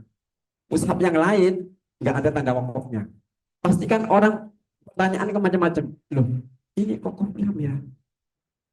Kalau menurut saya tadi, itu paling banter itu short lam. Jangan sampai short lam. Kenapa? Karena saya sejak awal sudah menetapkan, oh qaf lam hanya untuk ini. Maka seperti ini, enggak. Nah, masyarakat itu membandingkan hanya yang nampak, tidak masuk ke dasarnya. Ya enggak salah, namanya sesuai dengan kebutuhannya. Tapi bagi akademisi, sebaiknya lebih jauh lah. Itu yang mendasar lah, jangan ikut-ikutan yang enggak begitu itu. Bahkan ada beberapa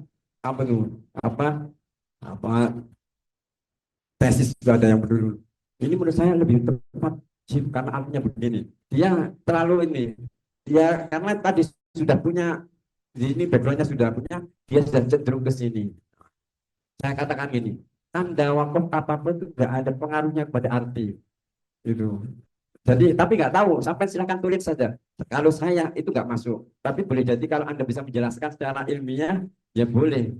Karena itu terkait dengan pertanyaan kedua, masuknya dari angel mana? Terserah Anda. Ini terbuka banget ini. Ya, seakan-akan memang karena saya di Lajnah, itu semua yang akan ditanyakan orang sudah saya data ini.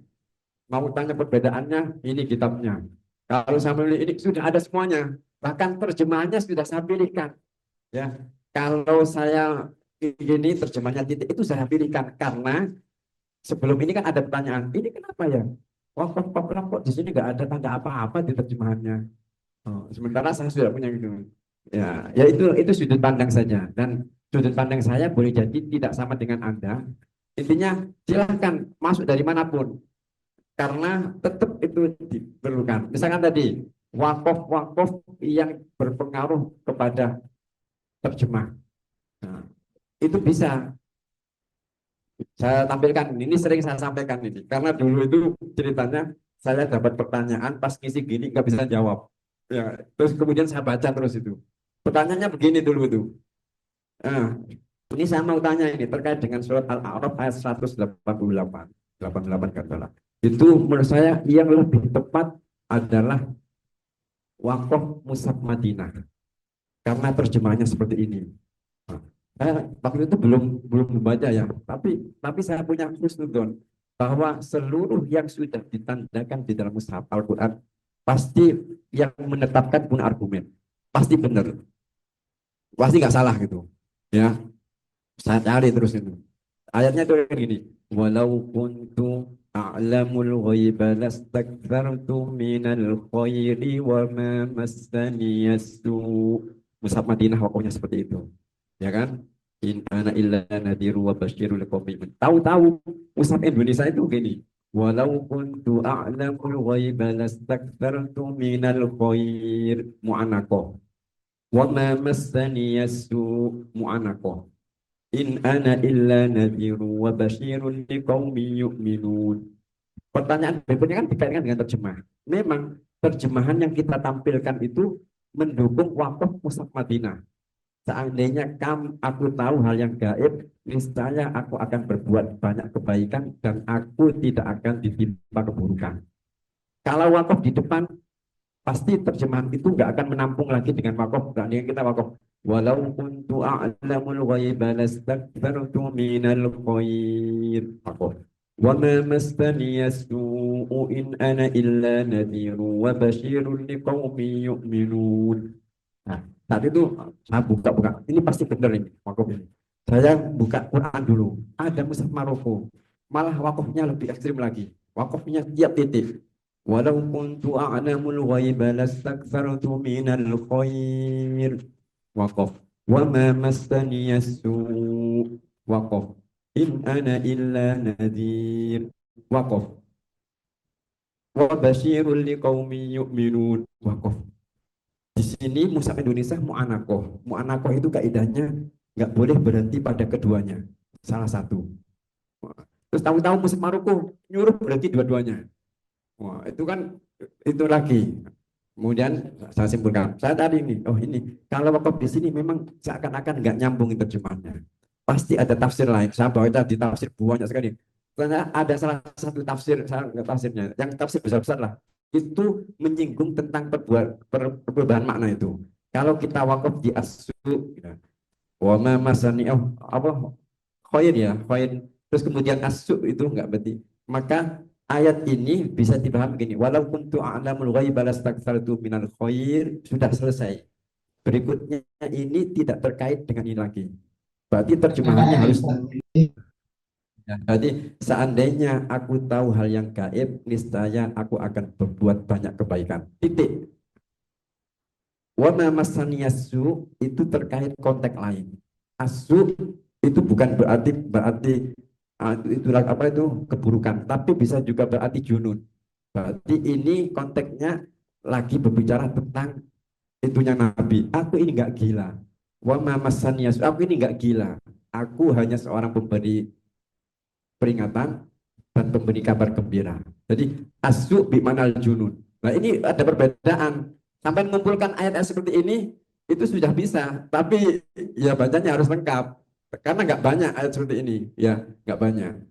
Tapi setidaknya bisa gini, mengkategorikan pengaruh wakaf terhadap makna dan apanya. Nanti jelaskan bahwa sebagian besar, apalagi kalau bisa mempresentasikan 90% nggak berubah maknanya, yang 2% berubah gini.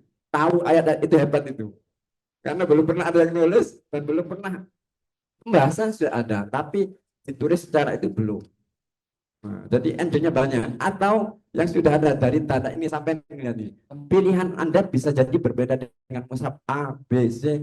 Yang penting Anda punya. Itu lagi. Tapi kalau misalnya skripsi ya secukupnya saja. Wakaf lazim. Kalau disertasi, karena dulu ini kan disertasi. Saya kalau membahas ini ya nggak ada itunya. Saya harus lebih dari itu. Maka saya 2 tahun itu setiap hari pokoknya ada kesempatan buka laptop, saya buka laptop. Terus begitu sampai 2 tahun baru pas COVID waktu itu ya.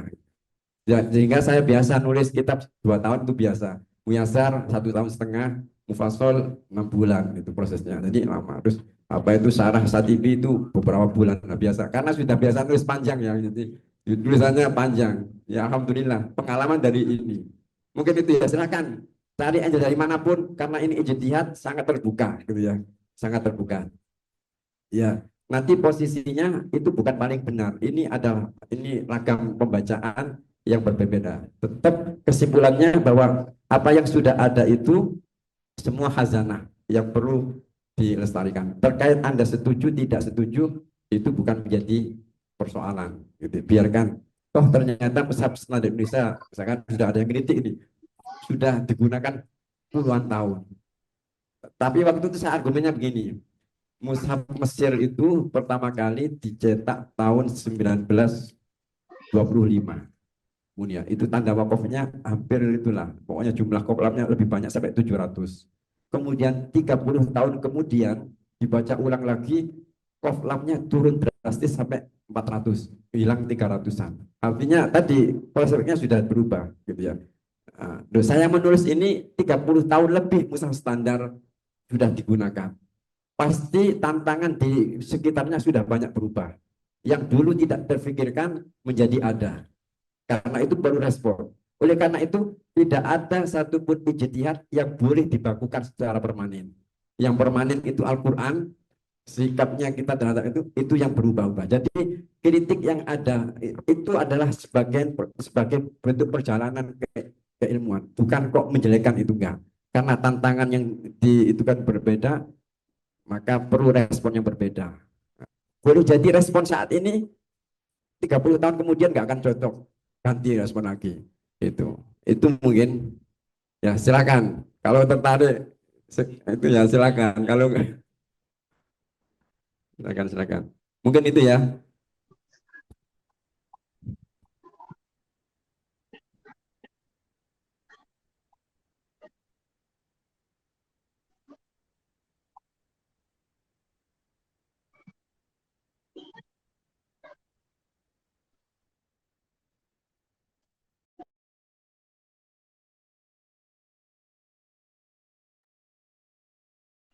Assalamualaikum.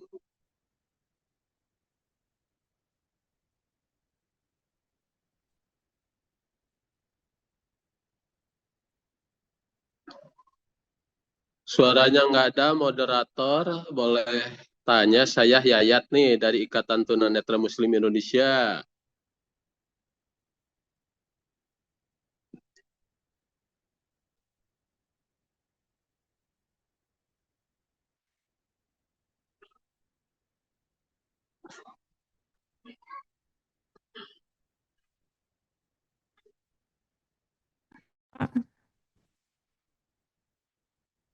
Masih di mute. Assalamualaikum. Assalamualaikum warahmatullahi wabarakatuh. Waalaikumsalam warahmatullahi wabarakatuh. Sehat Pak Ustadz, saya Yayat Ustadz. Alhamdulillah, nggih. Ini mau tanya, ya mungkin awam ya, kan tanda wakaf yang digunakan itu 5 itu termasuk lam alif. Yang sederhana aja di Al-Fatihah itu di ayat 7 kan itu ada lam alif, tapi banyak yang membaca berhenti di situ. Itu mohon penjelasannya. Mohon diperjelas suaranya, Bapak. Sudah. Ya, baik, sudah. Ini Pak Yayat Pak Yayat ketua ITMI, ketua Ikatan Tunanetra Muslim Indonesia. Sering bersama jenah. Pertanyaan sudah. Itu saja Pak Yayat pertanyaannya. Iya, makasih. Siap. Ya, ada yang lainnya? Ustadz, Ya, silakan. saya mungkin saya ingin bertanya ya Ustadz ya, karena saya mengajar Al-Quran juga. Selama ini guru kami itu menyampaikan untuk tanda wakaf itu karena guru kami itu bagaimana ya, dari luar negeri Timur Tengah. Jadinya guru kami bilang semua tanda wakaf itu boleh diwakafkan. Lalu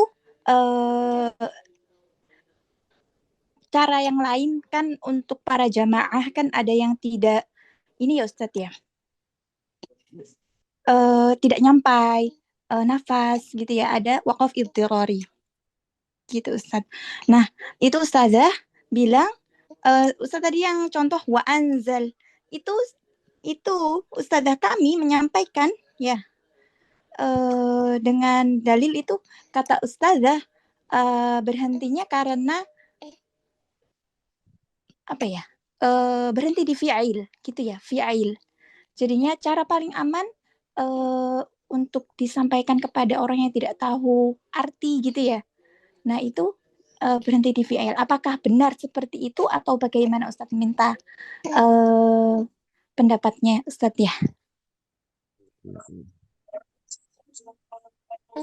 Kurang Ustadz. Ustadz boleh nambah satu lagi Ustadz. Silakan. Ustadz terkait wakaf Jibril atau wakaf sunnah, mengapa dalam tanda di mushaf kita tidak menemukannya begitu ya?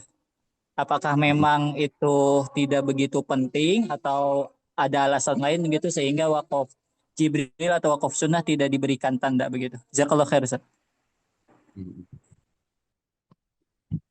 Baik, mungkin dicukupkan dulu 3 pertanyaan. Nanti setelah ini akan dibuka lagi barangkali ya, supaya kita dengarkan dulu penjelasan beliau. Ya. Yang pertama Pak Yayat tadi sudah saya singgung tadi ya. Tadi lam alif. Memang fakta di lapangan seperti itu ya. Lam alif itu banyak masalahnya lah, gitu. Banyak disalahpahami gitu.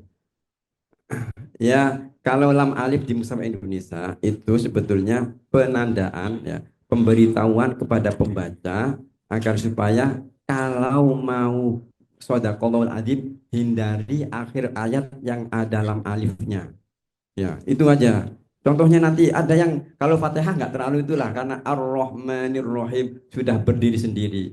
Tapi coba kalau ayat yang lainnya, misalkan gini, kita ini sebagai orang ceramah ini, fawailul lil musallin, celaka orang-orang yang sholat, sudah ditinggal nggak dijelaskan lagi. Itu kan menunggu itu, padahal di akhirnya ada lam alif.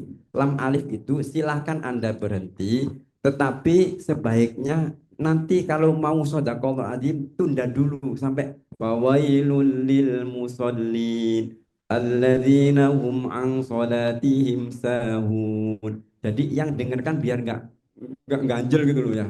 Misal, atau contohnya ini wa innahum la yaqulun, tahu-tahu ada keperluan mendadak, berhenti kita shadaqallahul adzim, sudah selesai datang bismillahirrahmanirrahim waladallah, tahu-tahu langsung waladallah, Allah punya anak gitu. Itu manfaatnya lam alifnya. Jadi kalau melihat penandaan itu jangan dari sudut pandang negatifnya dulu, cari yang positif karena masih banyak yang positif itu. Cuma kadang-kadang kita itu lebih cepat ke yang negatif. Ini Rasulullah kan ada hadis sahih loh ini. Rasulullah gitu kalau membaca mesti berhenti tiap ayat. Loh ini ada mushaf standar Indonesia, ada lam alifnya di akhir ayat. Apa maksudnya ini?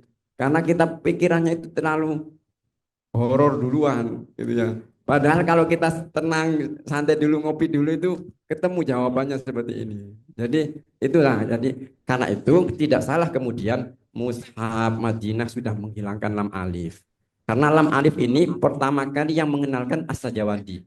Sebelum itu nggak ada. As-Sajawandi gunanya itu untuk rambu-rambu, tetapi banyak orang yang justru menabrak itu. Kadang-kadang lam alif berhenti aja. Bal aktsaruhum la ya'lamun. Al-haqqa gitu, al-haqqa maklum gitu. Karena ada lam alifnya. Seandainya nggak pernah ditandakan lam alif, orang nggak akan terpancing berhenti di situ. Nah, ini salah satu negatifnya. Jadi ya, tapi tetaplah penandaan itu adalah khazanah. Kemudian mushaf Madinah menghilangkan sejak 2006 sampai sekarang sudah cari nggak ada lam alif. Mushaf Iran masih mempertahankan 7 tempat. Termasuk yang tadi wa innahum la yaqulun lam alif waladallah fawailul lil musallin alladzina hum yang hal-hal yang sangat urgent dan itu nanti kaitannya dengan akidah misalkan itu tetap ditandakan lam alif. Nah, saya menghilangkan itu tetapi dengan sistem yang dibangun secara keseluruhan itu nggak menghilangkan fungsi bahwa nanti kalau baca mushaf ini, kalau tidak ada tanda wakaf sama sekali, hindari shadaqallahul azim pada ayat semacam itu. Karena sangat dimungkinkan terkait erat maknanya. Sehingga tunggu sampai ada wakafnya. Makanya kita juga perlu berterima kasih pada Mushaf Maroko. Terus saya meniru Mushaf Maroko menetapkan seluruh tanda wakaf baik di tengah ayat maupun di akhir ayat. Tujuannya kalau di akhir ayat itu untuk memberi panduan pada kita yang tidak paham bahasa Arab itu agar tahu di mana mengakhiri bacaan Shadaqallahul Azim, di mana kita harus meneruskan. Itu. Jadi lam alif sederhananya seperti itu, ya. Gitu. Pokoknya lam alif silahkan berhenti, tapi jangan shadaqallahul azim. Nah itu intinya itu ya. Terus yang kedua ini juga agak susah, karena ini yang kedua tadi itu, kedua ini agak susah sini. Ini wakaf ittirori, wakaf terpaksa. Memang wakaf terpaksa itu tidak ada panduannya. Orang terpaksa itu bisa kapanpun, gitu ya. Baca innallaha la yughayyiru ma biqaum. Gitu kan layu harus sudah itu dulu itu ya kan itu tapi nggak ada aturannya. Tapi begini, bagaimana cara ibtidaknya itu yang harus diatur. Jangan sampai kita ibtidaknya malah salah. Ayat yang gampang saya coba ini perhatikan benar-benar ini, perhatikan benar-benar ini sering dihitungkan ini. Ayat apa ya kok lupa tuh ingat ini. Innalladzina yuhibbuna an tashi'al fahishatu fil ladzina amanu lahum 'adzabun alim. Terus ada kaidah, kalau kita ibtidak sebaiknya dari mausul. Maka kita alladzina amanu lahum 'adzabun alimun fid dunya wal akhirah. Ada yang janggal enggak? Ya kan? Orang beriman dapat siksa. Padahal ibtidaknya harusnya nggak begitu. Ibtidaknya itu harus jauh sebelum itu. Atau nggak usah mausulnya langsung ini. Innal ladzina yuhibbuna an tashi'al fahishatu fil ladzina amanu lahum 'adzabun alim. Lahum 'adzabun alimun fid dunya wal akhirah. Jadi nggak menyebutkan alladzina amanu karena alladzina amanu redaksinya sudah beda. Nah, itu seperti itu. Nah, ini diketahui dari pengalaman kita berinteraksi. Karena interaksi yang kita jumpai dengan masyarakat itu jauh lebih banyak daripada yang dibahas di kitab-kitab. Nah, terus manfaatnya kita membaca kitab itu, kita bisa menjadikan solusi yang lebih baik lah, nggak asal-asalan. Maksudnya gitu. Misalkan gini, contoh yang sering saya sampaikan ini. Wa nunazzilu min, itu perhatikan yang baca ayat ini, karena dibaca sampai akhir nggak akan cukup. Tapi kalau kita itu agak tanggung ayat ini. Terus kemudian mushaf Indonesia ada lam alifnya. Larangan berhenti. Pasti di antara pembaca itu membacanya begini nih. Wa nunazzilu minal Qur'ani ma huwa shifaa'un wa rahmatul lil mu'minin. Wa rahmatul lil mu'minina wa la yazidul zalimina illa khasara. Atau kedua ini. وَنُنَزِّلُ مِنَ الْقُرْآنِ مَا هُوَ شِفَاءٌ وَرَحْمَةٌ لِلْمُؤْمِنِينَ وَلَا يَزِيدُ الظَّالِمِينَ إِلَّا خَسَارًا. Nah, itu. Dua-duanya juga kan karena lam alif ini kebetulan. Lam alif. Sehingga mau berhenti takut ini. Ini kan larangan ini gitu. Sehingga rata-rata begitu. Dibaca sampai akhir tidak seluruh orang mampu. Terus kenapa kok nggak punya solusi yang tengah-tengah misalkan? Seakan-akan bertentangan, tapi kan ada pendapat lagi. Nah, kalau baca biasa ayat ini, wa nunazzilu minal Qur'ani ma huwa shifaa'un wa rahmatul lil mu'minin wa la yazidul zalimina illa khasara. Aduh, lebih pas. Karena menurut ulama yang lam alif Sajawandi itu berarti beliau begini, melihat ayat ini satu rangkaian.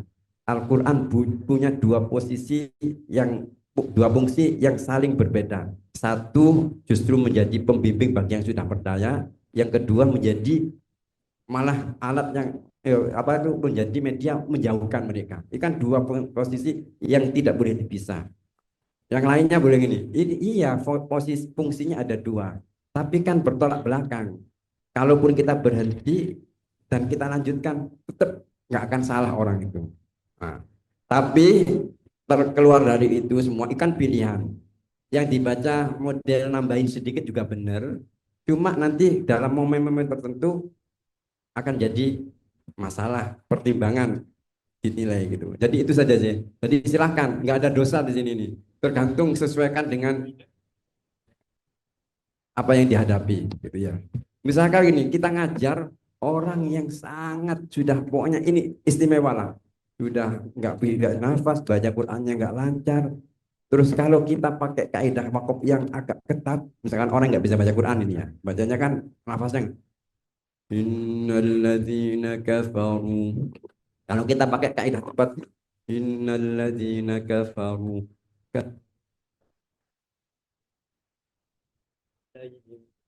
Terus nggak sampai-sampai itu nanti, ya kan? Sesuaikan dengan itu, sesuaikan.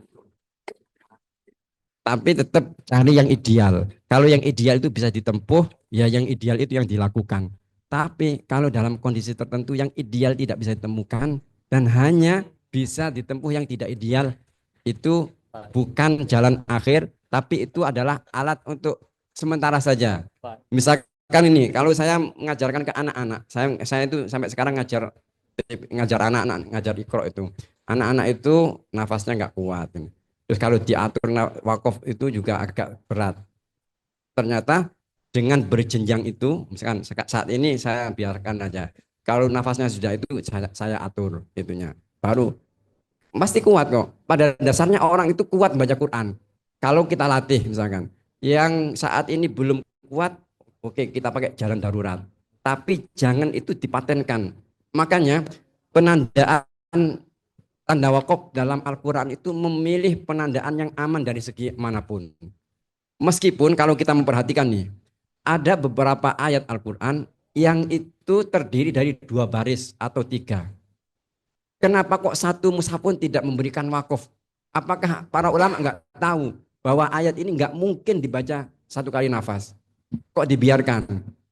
Karena kalau diberi tanda wakaf sekali saja, itu akan diikuti seumur hidup. Sementara itu nggak ideal, maka dibiarkan saja. Toh nanti masing-masing guru atau masing-masing pelajar itu akan tahu dengan kondisinya. Saat ini membaca wakafnya begini, kalau sudah punya kemampuan lebih pasti akan berubah. Nah, waktu itu saya juga sempat mendata itu ayat-ayat Al-Quran yang dalam penulisan mushaf Al-Quran 15 baris itu terdiri dari 2 baris lebih yang tidak ada tanda wakafnya. Saya data itu, sempat saya data. Kalau saya data ini nggak selesai ini, itu saya sudah banyak itu. Akhirnya saya cukupkan. Tetapi intinya tidak mudah menandakan tanda wakaf itu. Kalau misalkan yang ayat tadi nih, wa ilkulna itu kan gampang, dipisah-pisah manapun nggak akan pengaruh artinya. Tapi coba kalau ada ayat yang panjang ini, misalkan ini, wa qalal mala'ul ladzina kafaru yang juz 17 itu kan agak luar biasa itu panjang. Dan nggak mungkin, itu pasti ada kadang orang itu wakafnya mesti salah itu. Tapi ya kalau orang sudah tahu bahasa Arab, atau kalau dia tidak ngerti bahasa Arab, dia berguru pada guru yang tepat, pasti akan dikasih tahu solusinya untuk ayat-ayat semacam itu.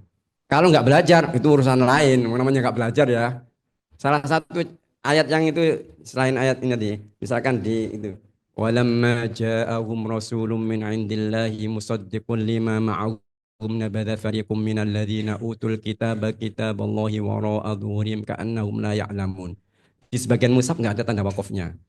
Di mushaf Indonesia ada tanda lam alif justru di Alkitab. Dulu saya awal-awal menghafalkan lucu. Dulu saya menghafalkan gini. وَلَمَّا جَاءَهُمْ رَسُولٌ مِّنْ عِندِ اللَّهِ مُصَدِّقٌ لِمَا مَعَهُمْ نَبَذَ فَرِيقٌ مِّنَ الَّذِينَ أُوتُوا الْكِتَابَ Kitab Allah wara'a dhuhurihim ka'annahum la ya'lamun. Kan ada lam alifnya itu justru saya wakaf itu. Kan nggak kuat itu. Terus nggak ada. Terus akhir-akhir ini ayat ini termasuk siapapun yang pertama kali membaca ini pasti susah. Nah, inilah peran guru. Berarti kalau ayat itu mau dipisah, ya harus dilatih nafasnya dulu agar panjang, kemudian wakafnya paling aman itu walamma ja'ahum rasulun min 'indillahi musaddiqun lima ma'ahum nabadha fariqum minal ladzina utul kitab. نبذ فريق من الذين أوتوا الكتاب كتاب الله وراء ظهورهم كأنهم لا يعلمون. Itu yang ideal, yang bisa menyaman. Tapi kalau seandainya nggak kuat Ustaz, gimana nanti? Dari nabata nggak kuat. Nabadha fariqum minal ladzina utul kitaba kitaballahi wara'a zuhurihim. Terus gimana sampai gini? Terus nanti apakah wara'a zuhurihim ka'annahum la ya'lamun? Boleh juga nggak dosa itu. Tapi kalau saya memberikan pilihan, kalau seandainya memang nggak kuat nih. Nabadha fariqum minal ladzina utul kitaba kitaballahi wara'a zuhurihim ka'annahum la ya'lamun. Berarti di ka'annahum itu ada contoh banyak ayat. Tapi ini pendapat yang tidak populer. Tidak seluruh kitab merekomendasikan wakaf di sini. Tapi dari sekian banyak itu toh masih ada yang berpendapat. Digunakan saja daripada kita ngulangi wara'a zuhurihim ka'annahum la ya'lamun. Kalau dianalisis sih nggak ada masalah, tapi kita membaca Quran itu sudut pandangnya bukan dosa atau tidak dosa, tapi elok nggak kita wakaf di situ. Ini kita sedang berkomunikasi dengan Allah, sekaligus bacaan kita itu agar supaya bisa dipahami pembaca dengan baik. Maka perlu kita mengatur artikulasi itu dengan baik. Wong kita pidato saja ada titik komanya, ada itu baca Quran masa lurus saja, seenaknya gitu. Walamma ja'ahum rasulun min indillahi musaddiqun lima ma'ahum nabadha fariqum minal ladzina utul kitaba kitaballahi wara'a zuhurihim masa seperti itu. Nah, makanya kalau kita melihat dari sudut pandang ini, maka benarlah ulama tadi, malam ya'rifi ilmal waqfi lam ya'lamil Quran. Barang siapa yang tidak mempelajari, tidak tahu ilmu wakaf, tidak, pada dasarnya dia belum belajar Al-Quran. Itu dalam konteks itu, bukan kok konteks nanti kalau kita nggak belajar, nggak mau baca Quran, takut dosa Ustaz soalnya. Itu soal lain. Jangan begitu. Anda itu justru kalau nggak baca Quran semakin jauh. Sudah baca saja. Yang penting masih dalam kondisi belajar, meskipun salah, insya Allah Allah memaafkan deh gitu. Yang salah itu nggak belajar, nggak tahu, nggak belajar seenaknya. Nah, kalau itu ya, jadi udah baca Quran itu nggak ada dosanya, tetap berpahala, gitu ya, tetap berpahala. Meskipun seandainya bacaan yang dia baca itu salah, toh dia salah itu nggak tahu kalau salah. Allah juga tahu itu maksudnya bukan itu, maksudnya yang itu loh itu gitu. Jadi Allah itu sederhana kok, nggak usah di itu kan. Tapi sudah tahu nggak tahu jangan sombong nggak mau belajar. Saya udah tua Ustaz, malu belajar gitu. Ya jangan begitu, tetap belajar. Karena Al-Quran ini adalah penyelamat kita ini, penyelamat kita dan yang akan membela kita di hadapan Allah. Ini kalau saya nyambung ke qiraat panjang lagi nanti. Silakan. Kalau ada lagi. Baik, Masya Allah sekali penjelasan beliau. Kita bisa mengambil banyak hikmah dan manfaat dari kedalaman ilmu yang beliau berikan kepada kita.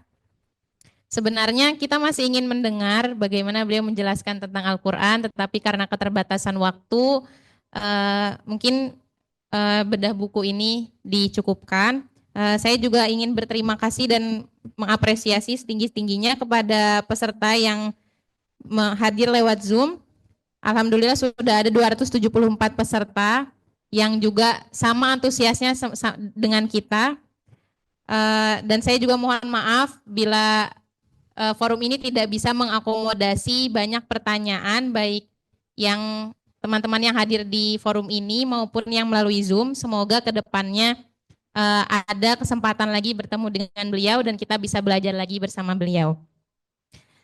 Mungkin teman-teman juga sudah banyak menyimpulkan ya dari pembahasan beliau pada siang hari ini. Ada satu kutipan yang ini merupakan refleksi bagi kita semua yang beliau sampaikan juga, bahwa ketika kita mengajar Al-Quran, saat kita mendapat pertanyaan tapi kita tidak bisa menjawab, berarti kita kurang membaca. Mungkin cukup sekian yang bisa saya sampaikan. Mohon maaf sebesar-besarnya. Wallahul muwaffiq ila aqwamit thoriq. Wassalamualaikum warahmatullahi wabarakatuh.